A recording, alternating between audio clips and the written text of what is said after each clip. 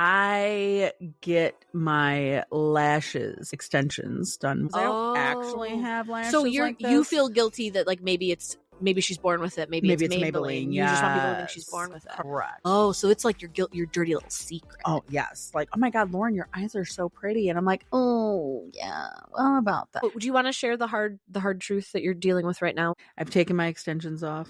She's lashless. I'm lashless. I'm dealing with it. She's wearing all black and also a veil.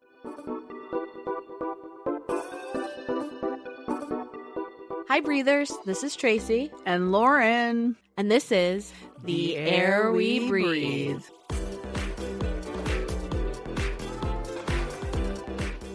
We are talking about guilty pleasures. Yes, guilty pleasure. And asking ourselves, why should we feel guilty about something that brings us pleasure?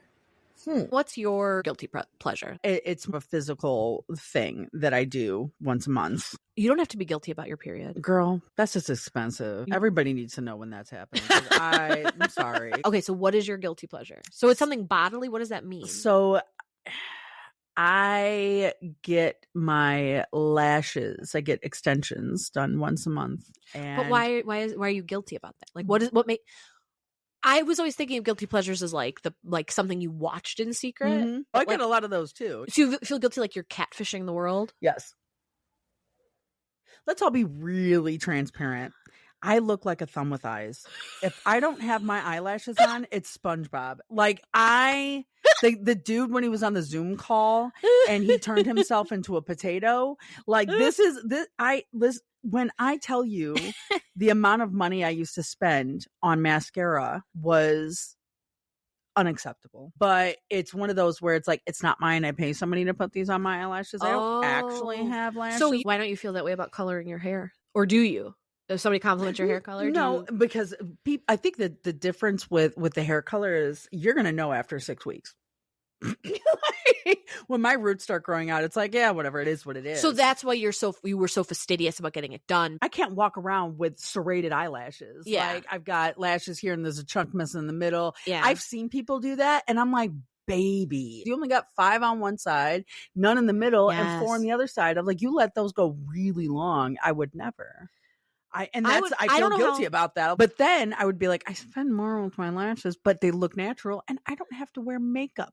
Like I could just wake up and just be like, I woke up like this. I woke up like this. I woke up like this. Flawless, bitch. How long have you been guiltily getting fake lashes? 2.5 years, babe. I wonder if the technology's advanced. Maybe you can do it at home now. Dude, I'm going to cross my fingers and my lashes. The ones that I have left. Is it also something about paying somebody else to do it? Yes, absolutely. Because when you tell somebody you have a lash girl, I think the biggest guilt was it was costly. Like, Lauren, you cry broke and then you spend $50 every 2 weeks on your lash extensions. I was like, I'm not willing to give that up. But people don't need to know. They looked natural. They didn't look like Snuffleupagus was on the stage on a pole. Right. That was a jarring amount that you just said you spent.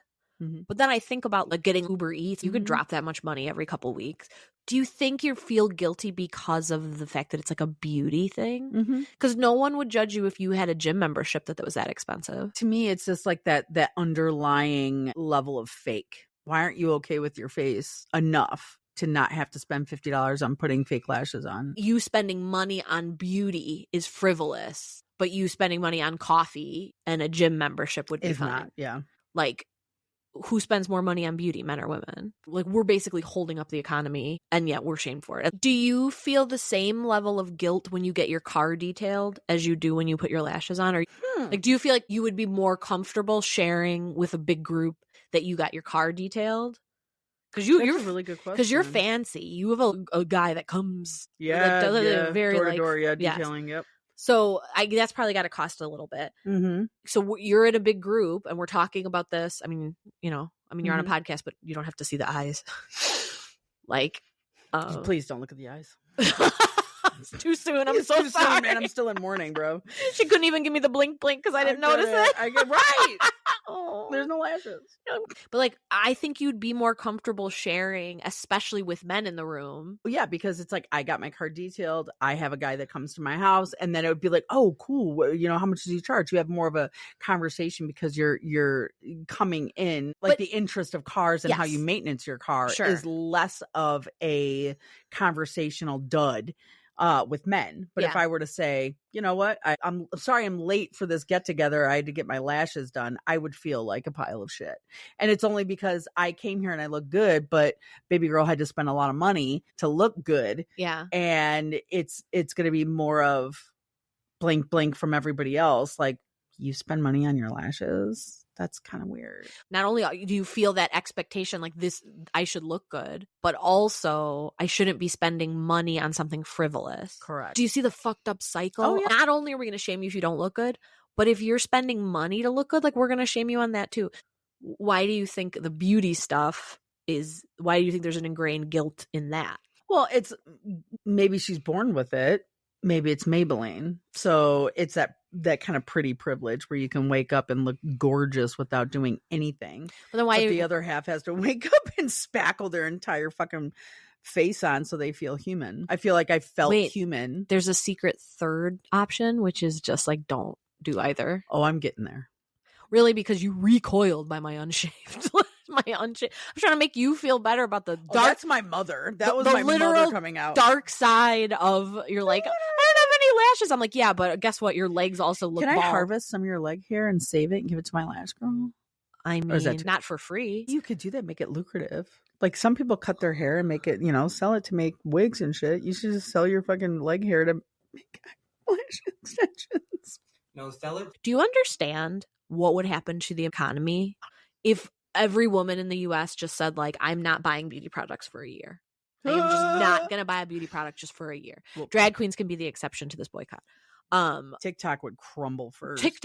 But we hold up the amount of money women spend. Like if as women we realized if we just were like, you know what? You made it a guilty pleasure. All right, bet. Now I'm just not going to do that. Now you're going to have my thumb, which is also my face, in your face. Popsicle stick with 2 buttholes. That was savage. It's so bad. It's accurate as fuck, bro. Oh. And now, a word from our sponsors. Do you want to look like the girls from Bravo's Summer House? Then come get your lashes at Leg for Lash, where we take real organic leg hair and we put it on your eyes. Use our code BREATHERS with a Z to get $10 off your first pound of leg hair. Okay, I'm going to give you one of my current guilty pleasures. Right now guilty pleasure. Yes. So I am no stranger to the Bravo-verse. I am not equally guilty about all of my Bravo interests. I have noticed. But there are some that I don't talk about as much. Southern Charm is really the one that I'm like, oh, come on, Tracy. And it's not really my fault. It's Bravo star Paige DeSorbo's fault because she's on Summer and Winter House and they had a crossover. And she started they're broken up now, but she started dating one of the, I mean, listen, I'm going to live out loud. I'm going to just have this guilty pleasure out of it. This is how deep it goes. So they just recently broke up and he didn't deserve her. But anyway, I watched Southern Charm, which is basically just a reality show about these rich white people in Charleston. Oh, and the whole time I'm like, at least 3 of these MFers are trying to make it great again. And they're all super rich. Producer Bud is hooking you up with a visual. Oh God. Let me gander. Yeah, I mean it's rough. Oh. It's rough.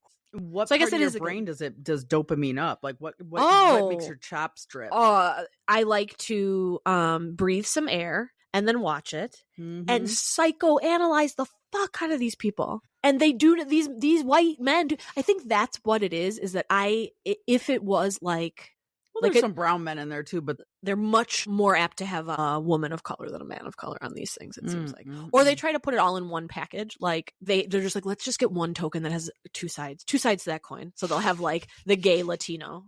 And they're like, got it, check. Any double diversity they can have. They're like, that Asian lady's in a wheelchair, sign her up. And she's hot. Yes. She's a wheelchair model. Damn. God, gotta keep it tight. Mary and Joseph. Yes, it's not good. So this is why I'm saying the more they are terrible in the like they're just showing me Southern white boys, it's like, come into my web. They're just feeding me the fuel I need to get through. And then the girls are all Gen Zers, so they don't have the fucking time. No, they don't care. They don't Zero give a fucks shit. given. This one guy's dated the model / nurse who is, I'm so sorry to tell you, the insides match the outsides. Like, she's great. And he went on he wrote like a New York Times article saying shit that, see, this is interesting. I shouldn't be guilty of this. It's so fun. And looks like you know does what? coke in the bathroom. She made him work for, like, she wouldn't. She's like, was very upfront. Like, I wouldn't have get sex with him. I'm not. Stop, but sorry. other people would, and she's like, I'm not getting emotional. I will get emotionally attached, and I'm not gonna. You don't get that from me yet. Love and it. Love it or leave it. Love it. But he wrote some New York Times thing, and she called him out in front of everybody and was like, so you put stuff in a New York Times article? You hadn't said some of that stuff to me ever. And he's like, biddy, biddy, biddy, biddy, biddy. And then now, like, we're a few episodes in, and the other white dudes are like, like, when are you gonna just forgive him? And she's like, I'm not. Like, I'm not asking you to not have him here. He can bring girls home, like, whatever. I don't want him to starve, but he's not eating at my table. Yes. He's like, but remember when the three of us used to, like, lay in bed and chat? And she's like, yeah, bro, we're not doing that anymore. So I think that is why I like these, is because it is, I think I'm like, for filth. Yes, because the girls are so much more emotionally healthy. I get to, like, watch that play out just, like, over and over and over again. I could see where that would. And so, yeah, like the one guy, dopamine whistle.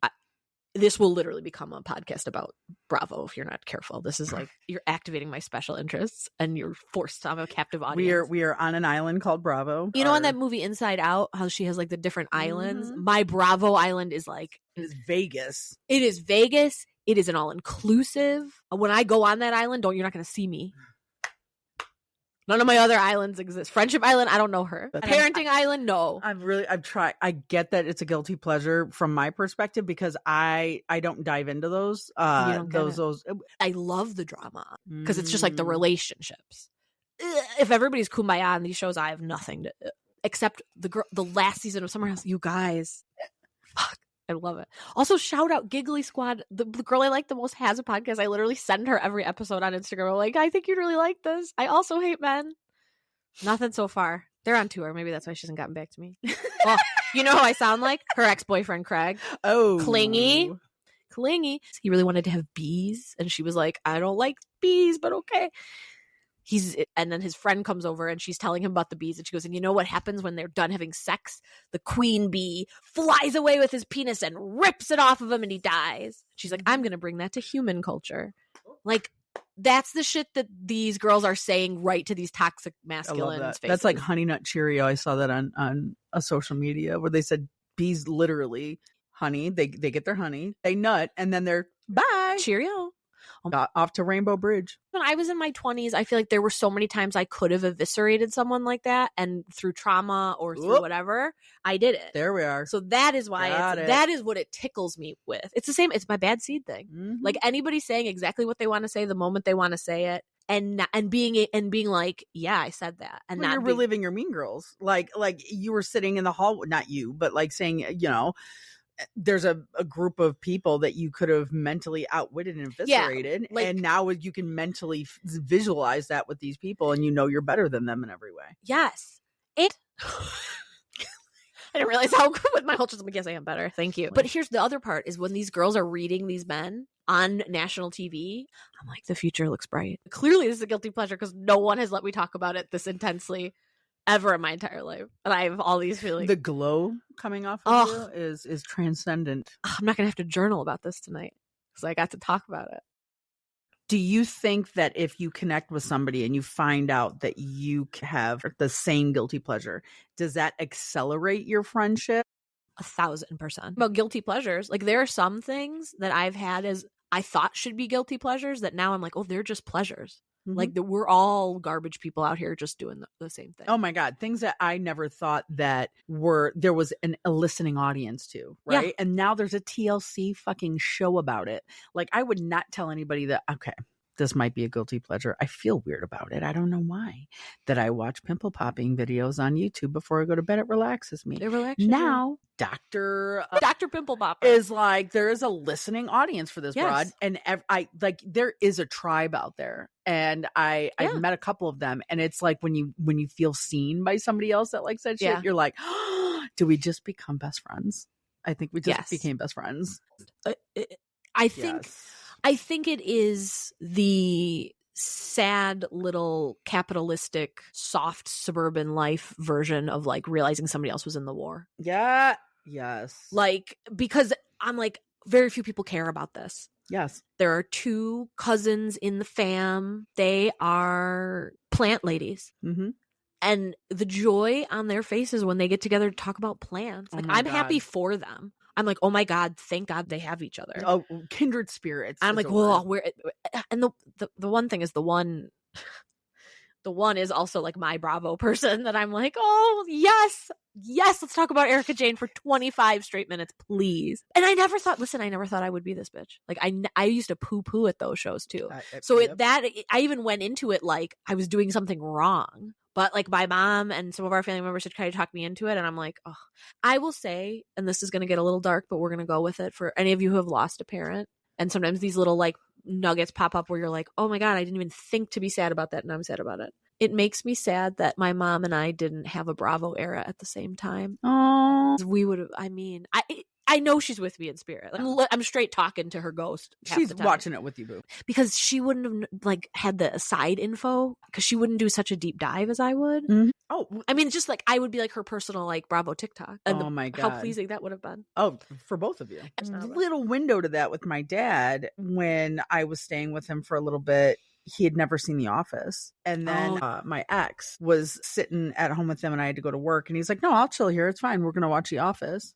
And I came home that night, and to tell you that I can have a conversation with my father about fucking The Office and Shroot and all of the things, I was like, this is amazing. There's something called an illusion in writing where instead of saying like, I hope at least one former student listens to this because they're gonna be like, this is literally what this bitch said in class, like 6 different times. This is her materials. This material's been worked out. If I say producer Bud is an Einstein, what does that mean to you? Very, very smart. Right. So I didn't have to do much work. I made a reference and we both got it. Yes. So when you have those shared references, especially if it's like a guilty pleasure, like you found like a safe space. Mm-hmm. But yes, you've also found a shorthand. Like if I can just say somebody is a Michael Scott, I know immediately. I mean, when my daughter became old enough to watch the same shows and us to like watch together, it did make a difference because it was like, we have this frame of reference now. You know what I mean? It like, widens your communication. And it's cute because now like her dad and I will be talking and she'll be like, oh my God, you guys always say that. And that's from Mean Girls. She's Dorothy. She's now seeing the light. Yes. And color. Yes. She's Dorothy. She's walking in. Welcome to Oz, bitch. It's so fun here. You have arrived. You can pee on your own and you understand my Mean Girls references. Our relationship is perfect. Anyway, what if you love like a niche thing? You know, like have you ever, I don't know if have ever had the right kind of nerd in your life for this, but have you ever been to a Comic-Con? Like absolutely not. C2E2. No. I've seen pictures of friends on social media and I just go, oh wow, they just went all the way there. So okay, it's a convention and they have like Star Trek conventions. I mean, there's conventions. There's probably like LARPing. Baby, yes, I know about LARPing. My God bless. Imagine the joy when you're like, you want to dress in tinfoil hats and hit each other with sticks and take it so seriously that there's a hierarchy. I think that's why they used to have like those conventions and stuff though. Is like, I want to get together with other people where I know, like bronies. Do you know what those are? My God. We worked with one. You worked with a brony? Yes. And he was probably a LARPer too. Or yeah, he definitely did. I've been to something that could be construed as something a little bit like that, which is Bristol's Renaissance Fair. Oh, Bristol's Renaissance. Listen, I'm there for the pickles alone. Pickles didn't get my hair braided. Oh my God. But chainmail. But it is the inappropriate use of chainmail. Yes. Is so. Listen, I am not a petty person. Live your life. Be happy. Be happy in your chainmail and your elephant ears. Okay. So then are there any guilty like I have things that there aren't conventions for? Social media has sort of made more universal. Validated you. Like there's no, maybe there is and I just haven't come up with it, or maybe that's not where I wanted, because part of it is being alone, but there's no like bed rot convention. Like we're not all going to McCormick Place to lay in one big bed and just rot, because that also would defeat the purpose, because I'd have to get out of my bed to go. Correct. And the Zoom is too much work. So like, just let's all know we're there. Well, I think it's a community that makes you feel validated. Right? That other people enjoy this. Like I thought I was just like a bag of garbage that like laying down is the best experience. I've never not been excited when I lay down. Like I can get up to go to the bathroom and lay back down, and it's the same. It never gets old. It just never gets old. Mm-hmm. In fact, I think it gets better with time. Yes. Laying down is aging like a fine wine for me. Yes. But we would have never admitted we spent like an hour or two in bed after we woke up. That was like Herkel-Dirkling, man. They in the social media made a name. Wait, what did you just say? Herkel-Dirkling. What's that? It's a Scottish term for basically dicking around after you wake up.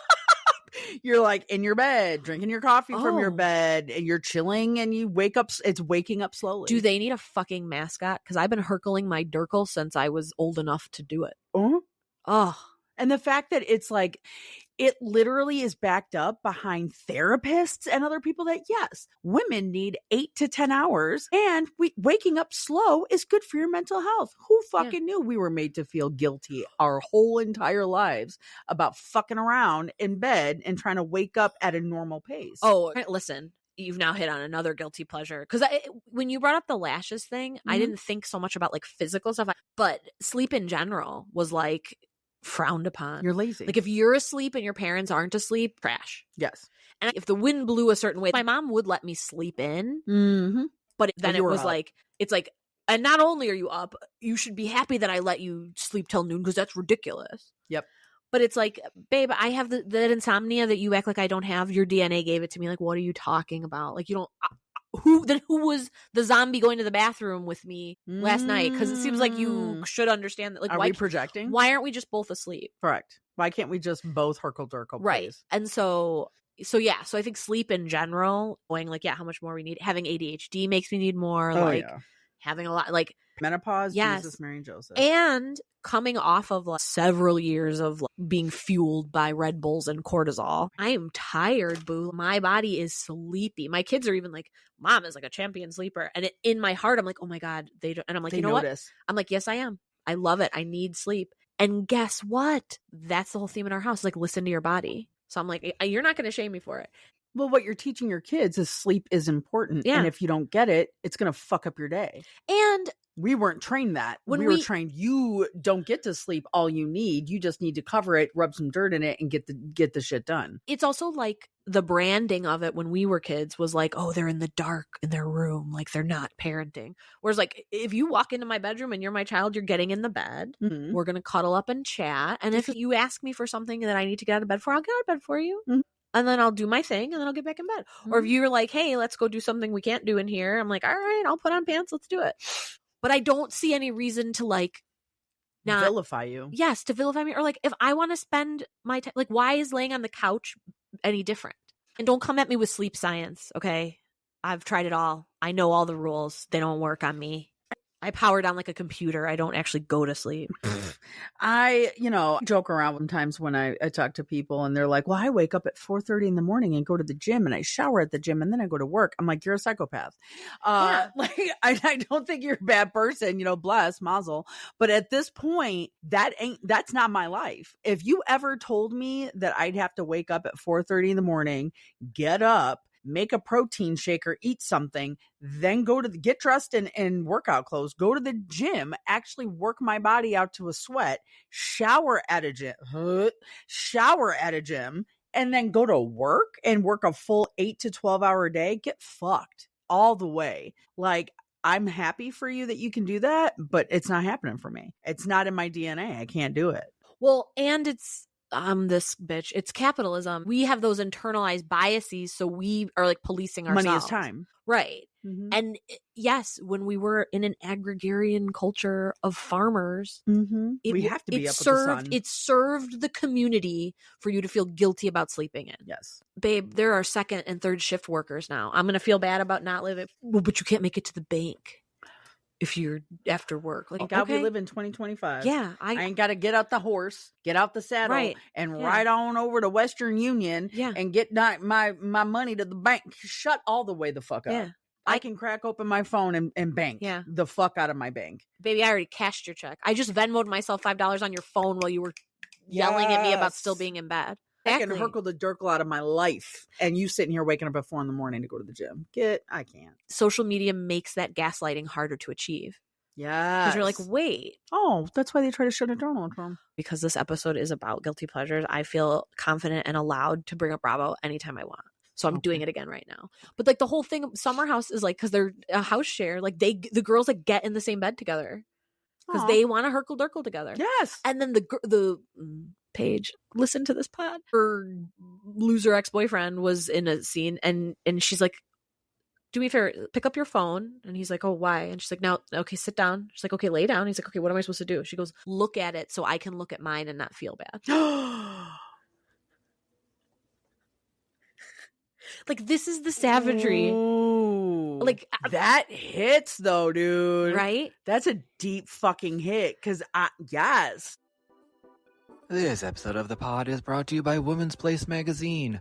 Make sure you pick up this month's copy and read their cover story, Taking the Pleasure Out of Guilty Pleasure, How to Move Through the World Only Motivated by Guilt. Make sure to pick up your copy of Woman's Place magazine for the woman who knows her place.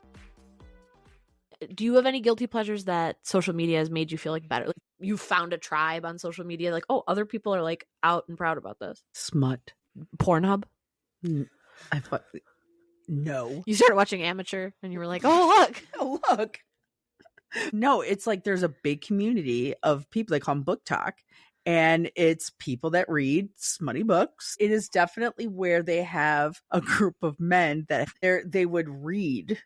This is so embarrassing. Wait, but is it though? Yeah, I know it's not embarrassing, but it's like when people are not a part of book talk, they don't know. We listen and we don't judge. Yes. There would be TikToks of these men reading portions of these books and their voices, and it's bad. It is not okay.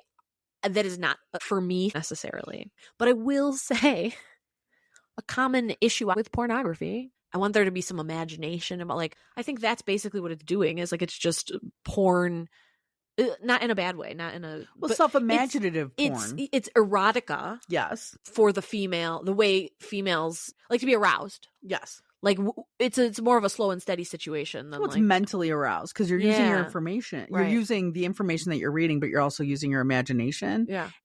Yeah. It's a good place to be sometimes. But I get the reading it too. Also, whatever dude thought of that, like, kudos. I hope you monetize the shit out of that because that's hilarious. They are. So do you feel more comfortable? Is that what introduced you to smut? No. Yeah, I'm like, bro, the answer is no. I was just no. like baiting you. What are you talking about?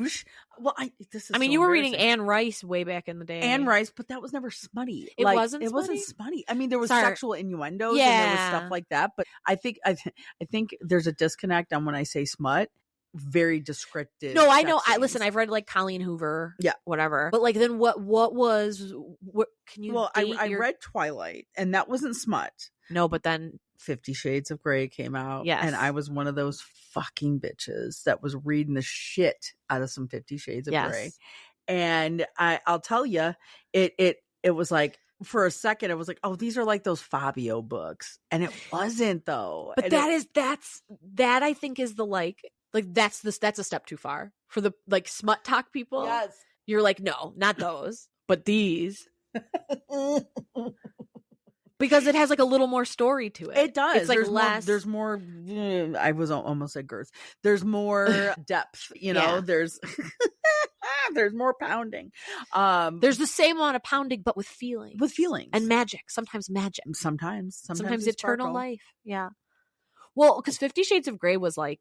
Here's how I know that people were feeling embarrassed about buying 50 Shades of Grey.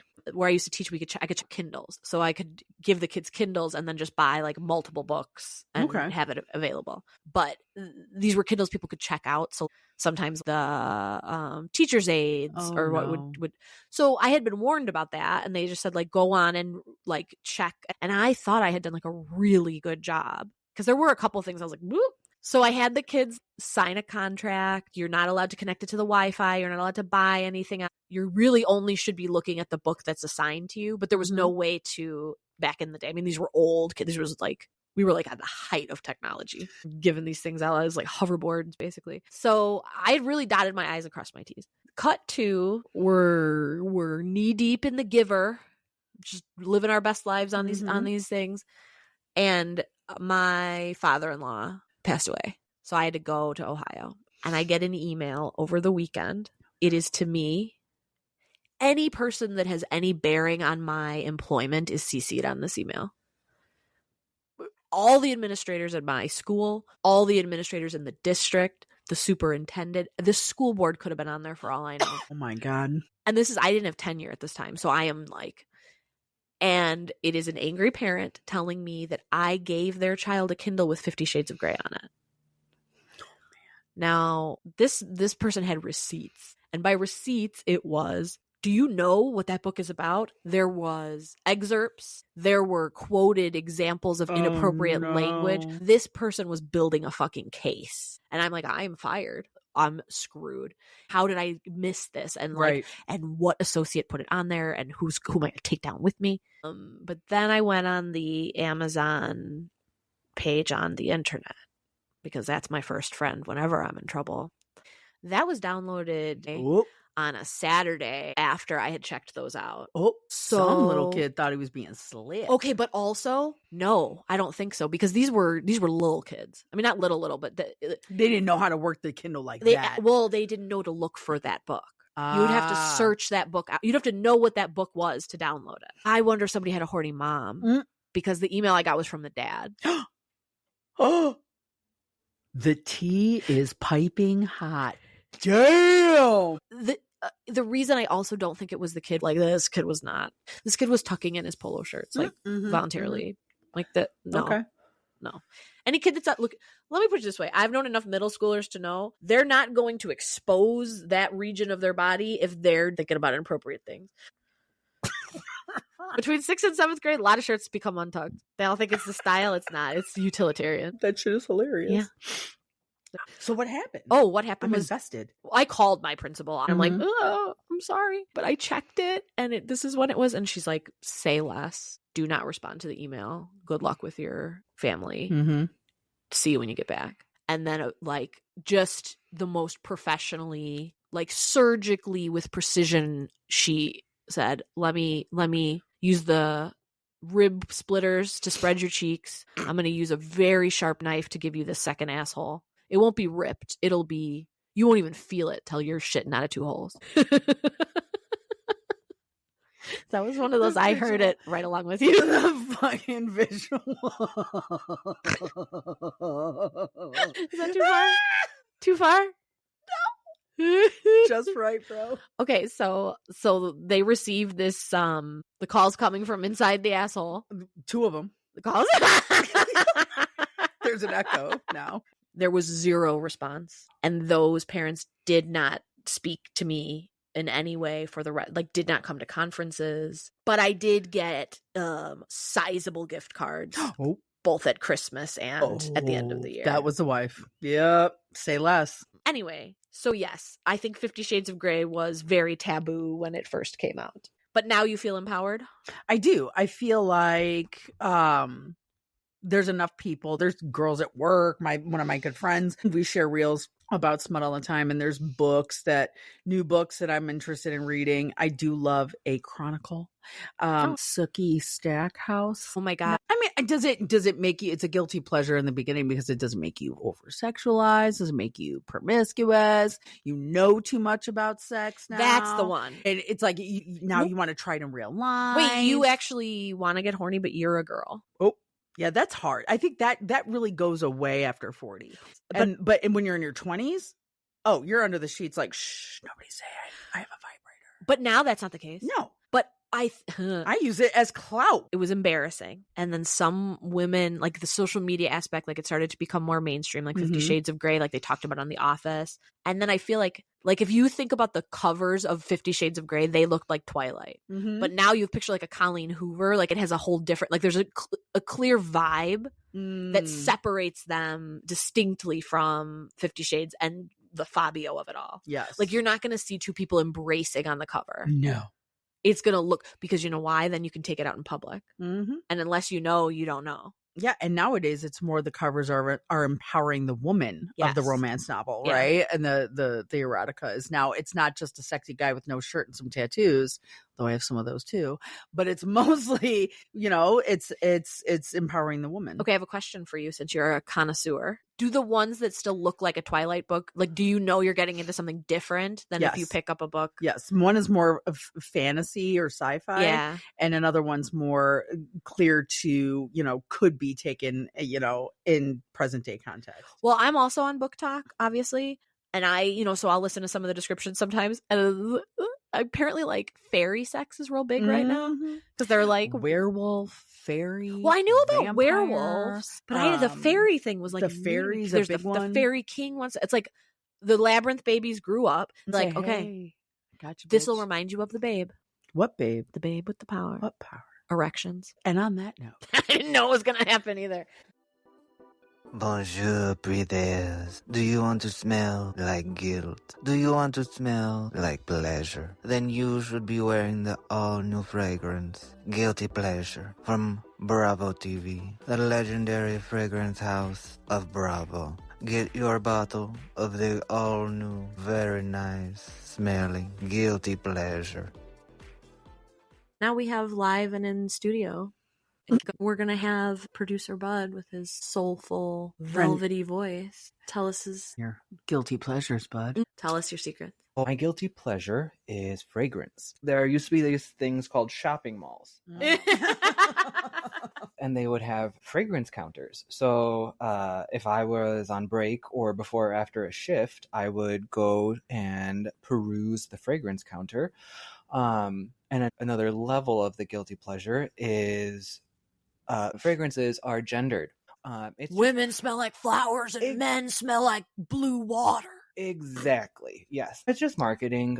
But if you don't want to smell like the back row of a 4x4 cab, Ford Tough. Right. I don't need to smell Ford Tough. I don't need nor want to smell like smell like leather and Marlboro Reds. Motor oil. Which is fine. With a hint of sandalwood. A little bit. Just there's always sandalwood. They put the sandalwood in there because no fucking het man knows what sandalwood is. No, but they know what teak wood and mahogany is. You don't know what that is. 50-mile but they know radius. It feels manly. Exactly. If I would want to be surrounded with that kind of leather and that kind of wood, it's manly. You have to have some bead of wood Yeah. in the male fragrance in order for it to be palatable. You have to have teak wood, sandalwood, cedar.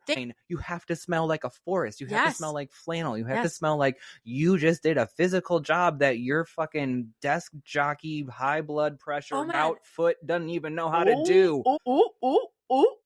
No crumbs were left. Well, she'll love you because she'll think you're a lumberjack. Like, I'd never thought of it that way. Like, you smell like the pine trees you live amongst. Mm-hmm. Yes, exactly. Yes. Oh my God. You smell like the guy from a Hallmark Christmas movie.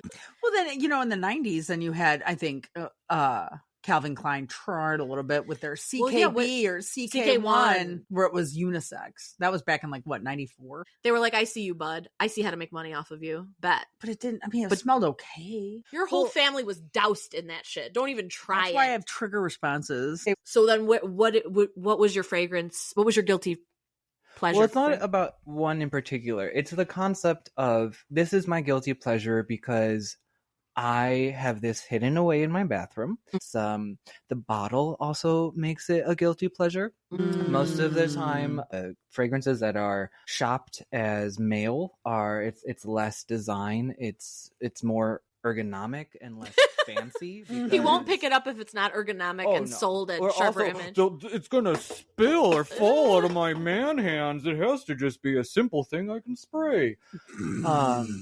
So if you're not afraid of a atomizer, then you can start smelling and shopping around any fragrance you want. It doesn't matter if the lid is meant to look like a flower blossoming or Daisy by Marc Jacobs. Exactly. Yes. But it's another form of armor that you get to put on before you have to leave your comfortable home and then be out amongst the unwashed, smelly masses. So they smell like motor oil, you bitch. You fat bitch, you smell like motor oil. My best friend wears Old Spice deodorant.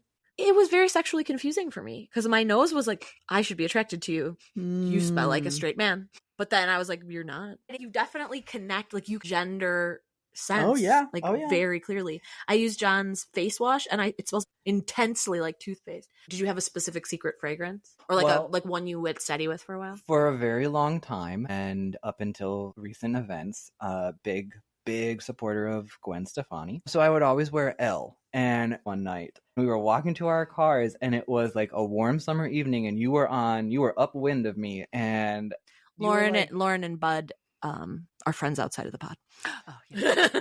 we've done a couple tours together. Yeah. And so you stopped dead in your tracks, and you were like, someone smells like Frisia. And I felt so exposed. Your fragrance is something that you can like secretly take a whiff of throughout the day to re-up yourself. Well, and most people don't pay that close attention. Yeah. Yes. But not, Nobody looks that hard. not this perfume slut. No, I'm a smell good whore. That's what I was thinking when you were talking. If you walked anywhere near me with Clinique Happy on in high school, I'd have been like, you're wearing Clinique Happy. No, exclamation was my fucking vibe. Yes. Oh, It's almost like a guilty pleasure bond is on the same level as a trauma bond. Yes. Because as soon as I sheepishly leaned into Lauren and admitted that I was wearing L by Gwen Stefani, and then she did not judge me, and she immediately was like, I love that shit, and the hints of this, and the base note of this. Because we can match each other fragrance for fragrance with what smells like what, where you spray it, where it activates, how it's going to activate throughout the rest of the day. And I mean, we were already kind of like a step past just worker friends, but this was really like, it is a certain level of you fast forward, like pass go, collect $200. Yeah, you it are now galvanized it. deeper friends because you have this shared guilty pleasure. I showed you my underbelly and you gave it a little scratch. Yeah. So like, what can I ask you what your fragrance is now? Yes. So there's the one that Lauren gifted me like 2 months ago, which I layer that with my current guilty pleasure, which this also adds to the pleasure, not the guilt, because I have moved past that. But now that all fragrance is game to me, there's no limits. I'm not going to shop on the left side of the counter because those are the men's fragrances. Love that. No guilt, just pleasure. Put that as your 2025, guys. No guilt, just pleasure. You heard it here first. And you'll be able to buy merch on Redbubble. But no, right now, Elizabeth Taylor, Pleasures for Men. Wow. For men? So she's doing something right. She only did things right. Elizabeth Taylor had white diamonds. Rich. Dude, I remember for Christmas, I got the sampler thing. I must have been 12. I was jealous. 13. It was white diamonds and rubies, white diamonds and sapphires, white diamonds and emeralds. And I bathed. They were like little droplets with bows on top. I think I definitely stole the emeralds one. Yeah. So I was ruby and white diamonds straight. Yeah. I also really liked the Gap fragrances. Oh yeah. Heavenly. Heavenly was my jam. Nana Republic, way back when. They used to have a scent called Black Walnut. Ooh. When I tell you that the Venn diagram of young Bud entering the one night stand arena and the circle of starting to wear Black Walnut, it wasn't a Venn diagram. It was one circle at that point. It was one circle on top of another circle. Just like how I was on top of the men. But that's also part of the guilty pleasure is I am being marketed at to smell like flatbed truck, but men don't want that smell by them. They're not attracted to that smell. Yeah. So you have to learn how to play the game. You have to know how to hack the system. Yep. And if you want to attract a man, then you gotta know what to smell like. But you don't want to necessarily remind them of their mother. So you have to find that balance of, this scent, aggressive, but is also supple enough for it to be inviting. So it's like the black of a velvet, but we're going to put the word nut in there so you know it's still for a man. Of course, because if it's not nut, it's wood. If it's not wood, it's nut. Yeah. If it doesn't come from a tree, you shouldn't be wearing it. If it's not found in the forest, put that bottle down. Get away from the flowers. I didn't mean those. Well, I think the same goes for some, women out there. You have a flirty girl fragrance, and then you have a power move fragrance. And I've got more of a masculine scent when I want to be empowered. And if I want to be flirty and girly, quote unquote, I'm going to wear something more sweet or floral. And that you have to be able to let the fragrance work for you in that context, because if you don't, then you're just walking around smelling like fucking Marshall Fields. And I feel like me with scent is something I never was able to grow out of, chubby being chunky. Well, scents and shoes. Those are the two things. Yeah. Yep. Yes. Scents And shoes. I have both things. I have too many of. When we would go to the shopping malls of old, if you were a thick girl, you're like, let's go to the perfume. Yes. Also, Yes. then thank you, Bath and Body Works, because then it was like a whole that really changed the game. Oh my God. Just gonna- Lush, bitch. Rich. Me and Bud used. That's what I think galvanized our friendship, was we walked into Lush together and lost our fucking minds. Those associates, I feel we were perfectly diplomatic and kind. We know how to 1,000%. behave ourselves, but I still feel bad for those associates because we acknowledged them. Ugh. They came up to us like, "Oh my gosh, hi, are you interested in smelling like Paige?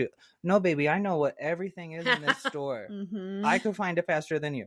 It's the Ron Swanson moment when they go into the Home Depot. He's like, I know more than you. Every Just turn. walk away. Just give me the basket. Put the lotion in the basket.